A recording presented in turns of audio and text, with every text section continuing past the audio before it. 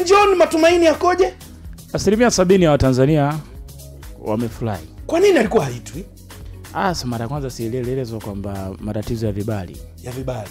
Wale walikuwa wanasema mtoto mdogo ana utovu wa nidhamu, nayo pia ilikuwa ni sehemu ya kile ambacho kinaelezwa.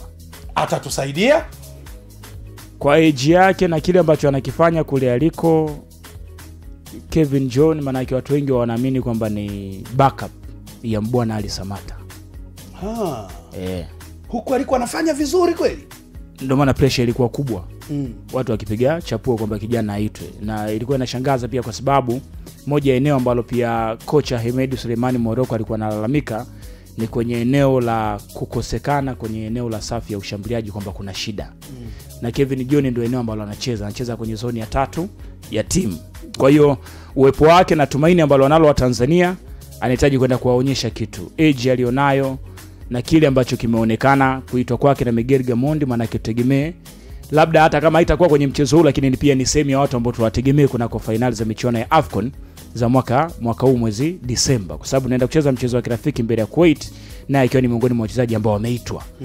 Lakini Watanzania wengi hakuna ambaye anauliza, wengi wanaonesha wampiga dole. Unajua kuna kizazi, kuna muda kinakuwa kinapotea, mnahitaji kuwa na backup.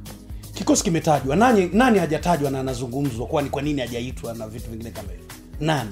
Au sasa hivi safi walioitwa safi kabisa, hakuna aliyeachwa na malalamiko kibao? Haikosekani. Unajua kwenye maeneo ya timu ya taifa, unavoita timu ya taifa pale tunazungumza umbeba matumaini ya wengi. Kila mtu pia ana mchezaji wake ambaye anatamani awepo. Kwa mfano mimi ukienda kwangu, mimi nitakwambia sijamuona kijana mmoja anaitwa Gego, anacheza Singida Black Stars. Lakini si kila mchezaji ataitwa kwenye timu ya taifa. Hakika. Kwa sababu mwalimu anaita wachezaji kulingana na mfumo wake. Na maana kwa saizi pia nakumshana kwamba hafanyi kazi Miguel Gamondi tu.